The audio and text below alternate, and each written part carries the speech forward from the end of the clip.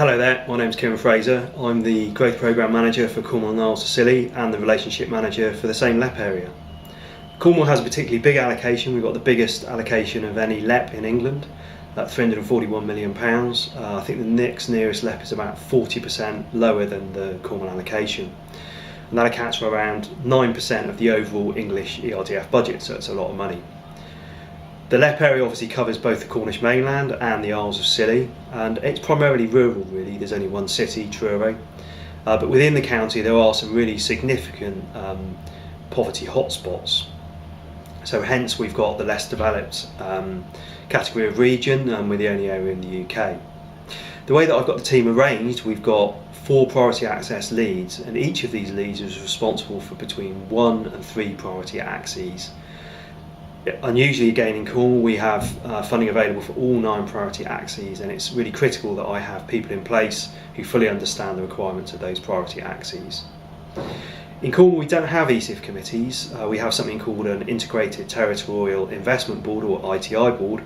This effectively operates in a very similar way to an ESIF committee, and in fact operates in the same terms of reference. We're very lucky in Cornwall. We have an extremely vibrant ITI board with many very experienced members who often been heavily involved in previous structural growth programmes in Cornwall.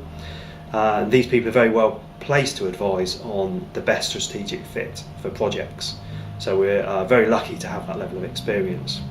When I first started this role, one of the most important things that I needed to do was really build relationships with many of the key ITI board members, and maintaining those relationships still forms a significant part of my workload nowadays.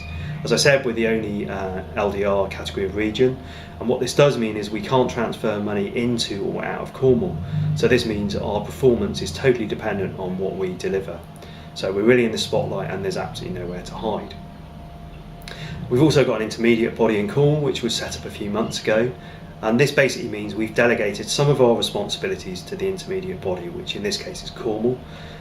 Cornwall Council now assess strategic fit of projects and make a decision on whether or not the strategic fit of those projects is adequate. So this is at both outline and full application stage.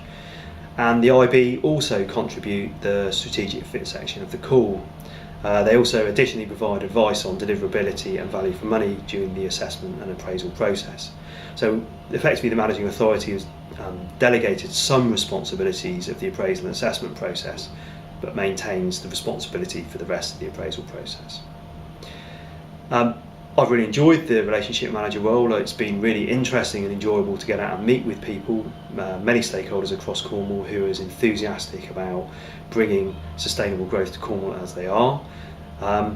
And you know, on the odd day that I've had, well, it's not been so good, I'm sure everybody has the odd bad day, I just really remind myself that the whole job is about bringing tangible benefits to Cornwall.